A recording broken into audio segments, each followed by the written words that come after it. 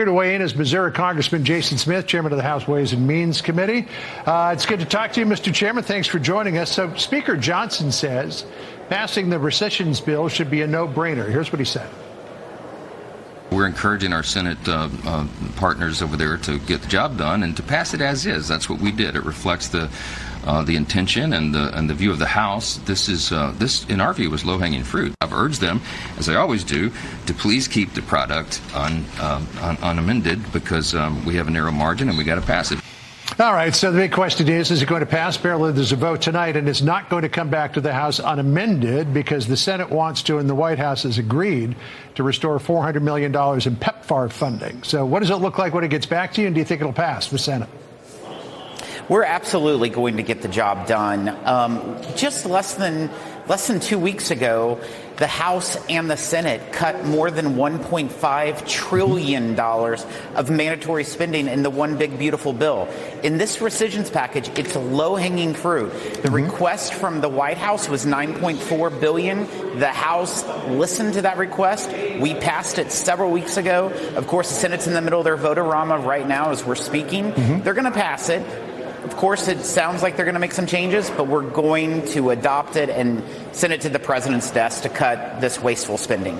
So the very end of what the speaker said there is really kind of telling, and not just this process, but the big, beautiful bill as well. He said we've got a narrow margin and we've got to pass it. I mean, you've obviously got a narrow margin in the balance of power between Republicans and Democrats, but you've got Republicans who aren't signing on to this thing. The big, beautiful bill squeaked through on a tiebreaker. This has been squeaking through the Senate on a tiebreaker in procedural votes. I mean, for a huge presidential priority, that is not a good look, Congressman.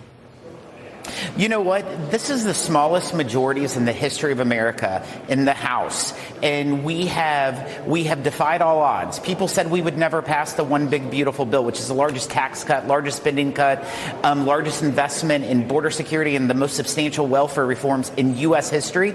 We did that, and we only lost 2 Republicans. We could have lost 3 to still pass that. Of course, the Senate, it was a tie-breaking vote, but this is an interesting dynamic with these razor-thin majorities, and we've been able to pull together in the 119th Congress. We're going to continue to do so. So some Senate Republicans say that the cuts as they see them are undefined. Susan Collins was a no on a couple of votes here. Here's what she said, quote, "The sparse text that was sent to Congress included very little detail and does not give an accounting of the specific program cuts that would total $9.4 billion. For example, there are $2.5 billion in cuts to the Development Assistance Account, which covers everything from basic education to water and sanitation to food security. But we don't know how these programs will be affected." I mean, it's kind of like the reverse of the Nancy Pelosi thing with Obamacare is you've got to pass this thing to find out exactly where these cuts happen. John, let's just be honest. Rescission of money in Congress and in the Senate does not happen often. And what this president's doing is trying to reduce wasteful spending. And of course, you're going to have some people who love to appropriate dollars find issues with it. But I think it was crystal clear in the rescissions package that we passed out of the House of what the president wanted to cut. There's millions of dollars of funding that we're cutting for Sesame Street in Iraq. There's millions of dollars we're funding that requires voter ID in Haiti. This is the same party who doesn't even accept voter ID in the United States. It's wasteful spending. Let's take care of our own tax dollars here in the country. So Lisa Murkowski of Alaska is also a no on this. Her concern was just sort of wholesale defunding public broadcasting. Listen to what she said.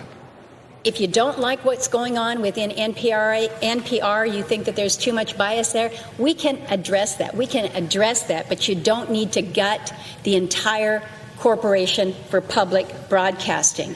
The entity, the program that provides for so much support, particularly for those in rural places.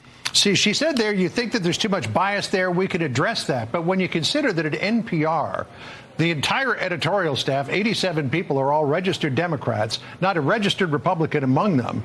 Can you really get rid of bias that easily? You absolutely can't. We have been raising this red flag in Congress for a long time, and Congress has not acted. Sometimes you got to shake up things in order to get get some accomplishments and wins on the board, and that's in fact what we're going to do here. The three people over in the United States Senate that voted against moving forward on the reconciliation package, they happen to be the three top Republican appropriators on the committee. And so that's quite interesting in itself. But what I will tell you right now is Washington is spending way too much money and on wasteful programs, and this rescissions is just one step in the right direction. Yeah, you're not suggesting old habits die hard, are you? Mr. Chairman, thanks very much for joining us. Really appreciate it. Thanks, John.